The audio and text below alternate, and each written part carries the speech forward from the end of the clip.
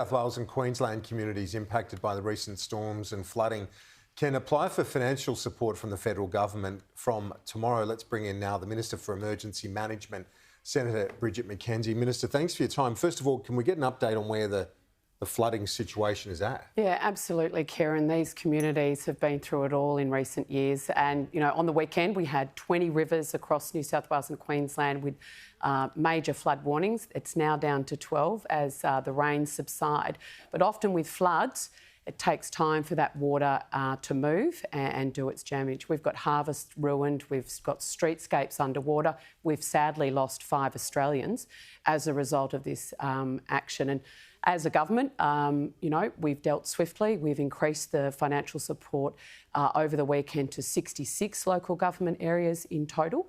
And that sort of is in with partnership with states. So it's financial support for small businesses, primary producers, low-income loans for those businesses that need to get back on their feet, and support for local councils who are doing everything from cleaning out libraries to indeed their sports fields to get them up and running. And in terms of those disaster payments from tomorrow, people can absolutely. Those? So that's the work we've been doing in partnership with Queensland and New South Wales state governments, and we as a Commonwealth have announced over the weekend, and it comes into force on Tuesday, disaster recovery allowance payments, which are payments in line with job seekers. So if you've lost work as a result of the floods or you haven't been able to get to work, you'll be able to access this financial support as an individual for up to 13 weeks. And just apply very easily on Services Australia's website. Okay, and well, that's good news that will be flowing tomorrow.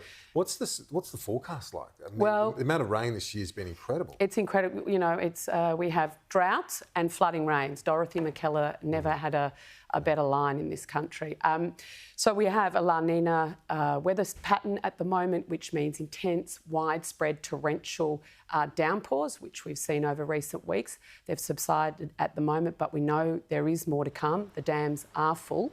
So this is sort of going to be my advice from the Emergency Management Australia is that this is going to be the pattern that we have to watch out for going forward. And when you think of communities like Mogo, completely burnt out during those summer bushfires, now being flooded, Mungandai, drought, mice plagues, it's a border town with Queensland, so they've been through the ringer over the last 18 months and now floods. Well, so, even at the moment with Margaret River copping those fires at the same time as the eastern seaboard's copping the floods. Well, I think you see those changing variability in weather patterns that are going to become more apparent, and that's one of the things we as a government have been seeking to change in this country.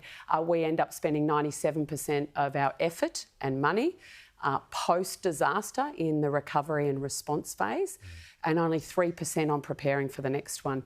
And, you know, you and I have been around long enough to see various cycles of cyclonic behaviour, bushfires and floods. And so we need to flip that model, spend more on preparing for the next disaster and building resilience so that we can spend less on cleaning up, but also so communities and individuals are better supported when it happens. But just to recap, there are 12 rivers at the moment on flood watch, so a bit of a nervous wait. Well, on a major flood warning, not just on flood watch, no, on the major flood warning, yes, and with more rain likely. Yes, absolutely, and over summer that's going to be a continuing pattern that we're going to see. And with this this weather pattern that you're talking La Nina. La Nina, are we talking several months? What yes, sort of yes. time So what part of my role has been doing is making sure all state and territory emergency management ministers and premiers and chief ministers are briefed on what the expected forecast is going to be, because this is one area, I think, of government policy where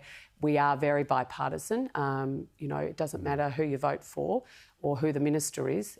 We need to make sure as state and Commonwealth governments we're working together to support Australians at time of need in the middle of a disaster, and we've done it, you know, when Cyclone Seroja went through WA recently, the bushfires, I was on the phone with Reece Whitby and Nola Marino, obviously, over last week, and now on the East Coast, making sure that New South Wales and Queenslanders have the support they need and that their state government ministers know they can call me at any time. Now, as we head into Christmas, we saw those lovely pictures in the reports prior to our interview where people being reunited in Queensland, Holly Edward-Smith there in Perth telling us Mark McGowan to make an announcement at 5 o'clock. Finally. In terms of their plan, yes. But this summer, I guess it's a summer of some reopening, but still uncertainty with that new variant floating around.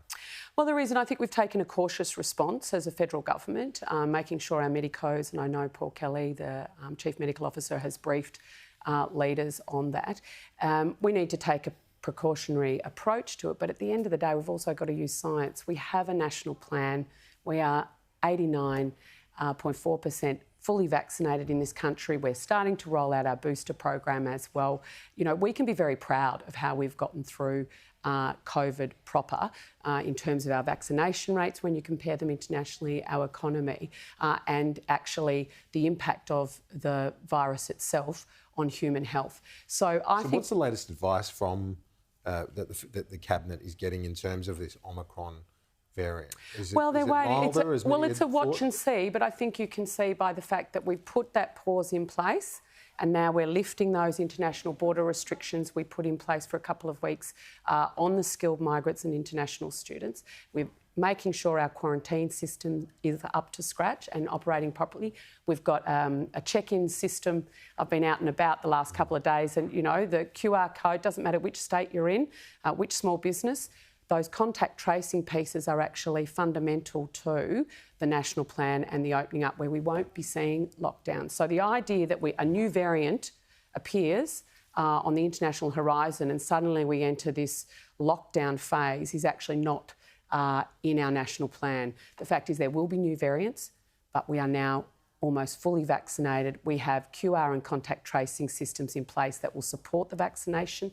So we can use science to get back to living in a COVID-safe way, which I'm very excited about. And just watching the program prior and all those amazing shots of families who haven't seen each other for a couple of years getting together makes it all worth it. It is great. Yeah, I spent the weekend in Melbourne, the great city of Melbourne. And hello. It's just so nice to see that city come back to life. And desperate to do it, aren't they? Well, they are, and I think Victorians as a whole have been through the ringer. I know it was tough for people here in New South Wales in their lockdown, but if you multiply that by the months and months that Melburnians in particular were locked up by, you know, most in the world, that will take a toll on people's mental health going forward. And a whole generation of young people too have missed out on schooling.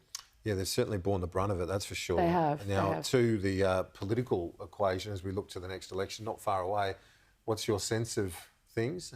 Government behind?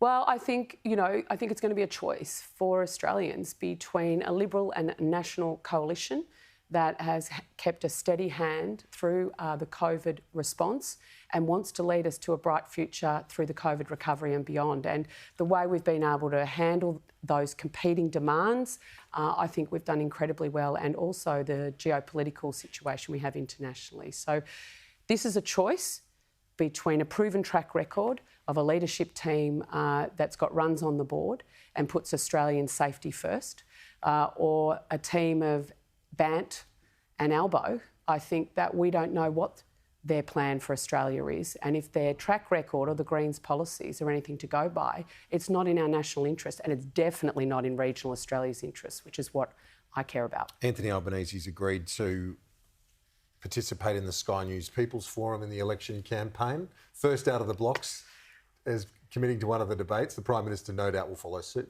you'd think? Oh, look, we do not back away from promoting our proposition to the Australian public anywhere and everywhere we can. We believe we've got the best plan to take Australia forward and into the future, and we're confident that we'll be able to prosecute that at the election. Minister, appreciate your time. Anytime.